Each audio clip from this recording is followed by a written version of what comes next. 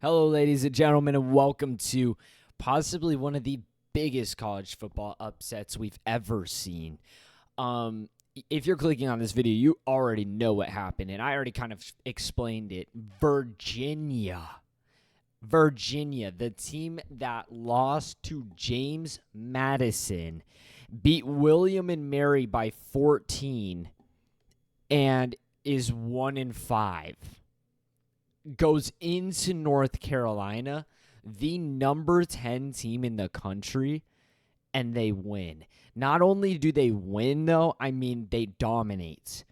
Like, the furthest the game got for North Carolina was 24-14, and Virginia they were right there to come back. Virginia took a 3-point lead with 12 minutes and 8 seconds left in the fourth quarter to make it 24-27 North Carolina. And with 8 minutes and 51 seconds left, Virginia scored a touchdown to go up by 4. Utter silence for the rest of the game. I honestly cannot believe this, because if North Carolina would have won this game, they would have been placed up in like my top 5 this week. With some of the things that have happened, certain teams falling and whatnot, I was actually ready to raise this team up a lot. But another top 25 team falls to a 1-5 Power 5 team. We saw it last week with Louisville, or they were 1-4 at the time. I think they moved up to 2-4. Virginia is fighting with Arizona State for the worst team in Power 5, and Virginia says, you guys can have that spot. We're going to take down the number 10 team in the country. I mean, just truly insane. Drake May, I mean, he didn't perform the best, but he didn't perform the worst. He was 24 for 48, which is a 50-50 split. 347 yards, 2 touchdowns, and 1 pick. That's not the worst it could have been, but definitely in 20 or in 48 passes, you could think you'd do better than that. Virginia had 2 turnovers, a fumble and a pick, which is even crazier to learn that, like, you see the final score. How do you have less? Well, North Carolina, they went for 2 fourth downs and they failed to convert. Virginia went for 3 and they converted 2 of their 3, so possessions given, they evenly split. Both teams were very split in yards and very split in penalties. Ultimately, Virginia had less yards by 50 to North Carolina, but North Carolina had more yards of penalties. It's right here, the only statistic that I could possibly see being like, a major reason why one team won and one team didn't. Virginia was 8 for 18 on third down efficiency. North Carolina was 4 for 13, meaning they converted 4 of their 13 third downs. I know that's easy to understand, but that's a major statistic. And let's be real, there was probably a good 3rd and 1, a good 3rd and 2 or something like that within those stats. Virginia falls just under 50% on third down conversions. North Carolina falls under 33%. So, or maybe just around, or no, it should just be just under 33%. So it just looks to me like North Carolina couldn't execute, and Virginia executed the best we've seen them. I would understand